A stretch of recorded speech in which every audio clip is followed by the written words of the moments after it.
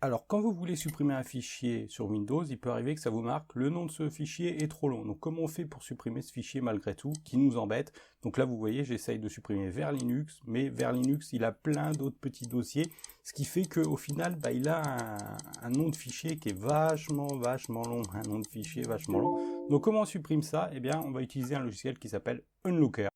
Alors, je t'interromps 2 petites secondes pour te dire que tu peux retrouver toutes mes formations sur Udemy. Tu peux aussi aller sur Amazon où tu trouveras tous mes livres de développement personnel et sur le web en principe. D'ailleurs, c'est pareil pour les formations. Et tu peux aussi aller donc sur mon groupe Facebook et mon compte Instagram où pareil, web et motivation. Et enfin, tu peux retrouver mes autres contenus donc sur mon site web et sur mes newsletters. Là encore, j'en ai 2. J'en ai une dédiée au web auquel tu peux accéder très facilement sur la plupart des articles. Et j'en ai une où je t'offre un livre gratuit, donc ce livre-là, qui te permettra de développer un mental de gagnant. C'est très simple, il suffit de s'inscrire et puis tu as accès au livre gratuitement.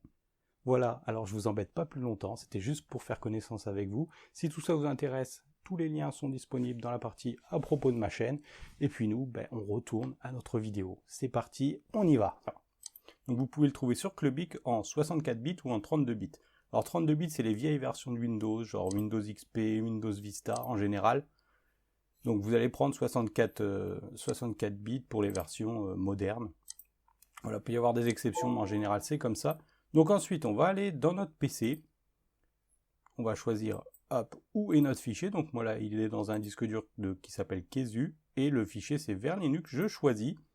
Et là, je vais choisir l'action que je veux. Donc soit le supprimer, et il y a aussi rename pour le renommer si je veux. Donc voilà, je fais simplement ça, et ça y est, le fichier est supprimé. Ensuite, qu'est-ce que je fais?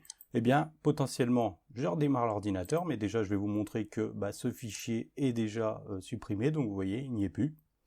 Donc c'est très bien, parfois, vous devrez quand même redémarrer l'ordinateur, et voilà, c'est tout. C'est tout ce que vous avez à faire pour supprimer un fichier récalcitrant.